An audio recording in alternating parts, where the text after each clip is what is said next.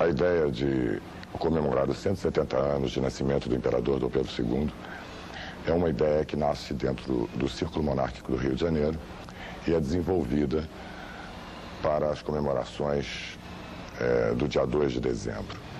Dom Pedro II criou e engrandeceu inúmeras instituições no Brasil. São elas hoje que, juntas conosco, estão prestando esta homenagem ao imperador. Pensar em Dom Pedro II é ir mesmo à raiz da nossa nacionalidade. Dom Pedro II foi um homem que, durante toda a sua vida, amou, sobretudo, o nosso país. O Círculo Monárquico quer convidar a todos os brasileiros a demonstrarem o mesmo amor que Dom Pedro II demonstrou pelo país até o final de sua vida. Não posso deixar também de agradecer de maneira especial à Casa Imperial do Brasil, que desde o primeiro momento nos deu todo o apoio e nos incentivou a desenvolvermos nosso trabalho. Agradeço também a todos os membros do Círculo que deram seu tempo e sua inteligência para fazer essa exposição que agora se dá como um conjunto de exposições simultâneas das diversas instituições. Finalmente, é preciso, sobretudo, agradecer ao imperador, que deu a esse país a grandiosidade do império e que o pôs ao par às grandes nações do mundo. E é por isto, por homens como ele, que eu me orgulho de ser brasileiro.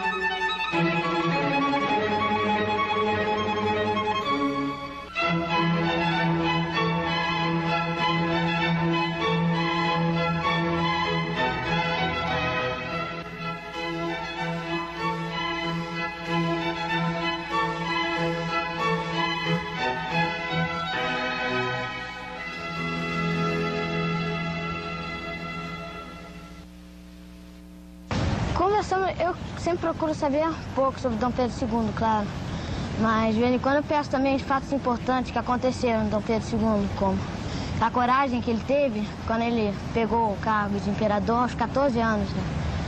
E outras coisas como a Guerra do Paraguai também, que a... Qual é a sua idade?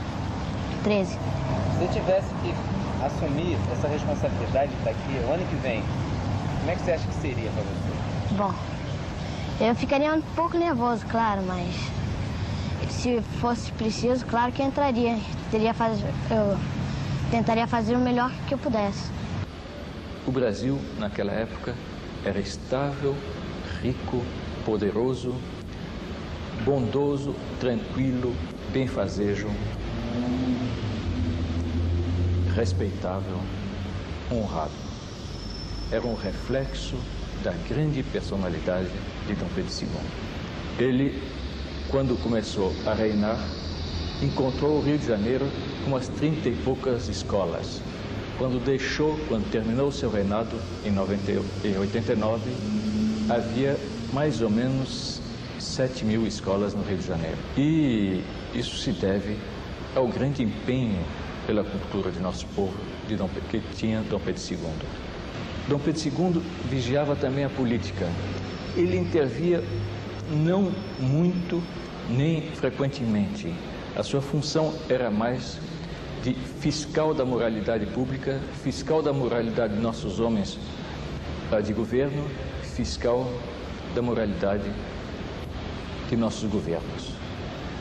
Ele viajava por todo o Brasil, anotava tudo o que via nos tais conhecidos caderninhos negros, com o chamado lápis fatídico, e quando alguém lhe era apresentado para algum cargo, seja político, seja na administração, seja no ensino, seja na jurisprudência, ele sabia exatamente com quem estava lidando e sabia se podia apoiá-lo ou se devia evitar que essa pessoa, por indigna, chegasse ao cargo que pleiteava.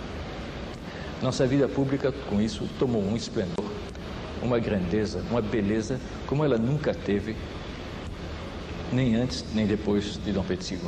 Dom Pedro II foi, e ainda é hoje, por assim dizer, o grande avô de todos os brasileiros. Então, por que foi proclamada a República? Eu direi, foi um complô de uma pequena minoria.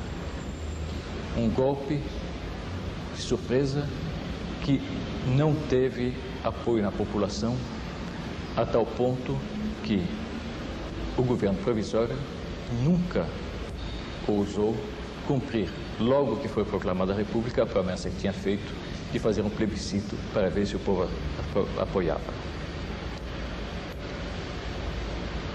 Dom Pedro II, no exílio, continuou em contato com os homens públicos brasileiros, com seus amigos aqui, continuou interessado por tudo quanto acontecia na pátria e morreu com a cabeça reclinada sobre uma almofada em que tinha a terra do Brasil. Essa é a vida desse menino que nasceu aqui em 1825, cresceu aqui meio órfão, pois Dom Pedro I e sua mãe adotiva, Dona Amélia, tiveram que voltar para Portugal, mas ao mesmo tempo meio filho de toda a nação, pois todos os brasileiros o adoptaram na sua minoridade. Nosso país é hoje o que ele é, nas suas fronteiras, na sua unidade política, na sua unidade cultural, na sua unidade moral, em grande parte graças a Dom Pedro II. Ele permanece como modelo, ele permanece como um ideal que todos os brasileiros têm, consciente ou subconscientemente, na sua alma.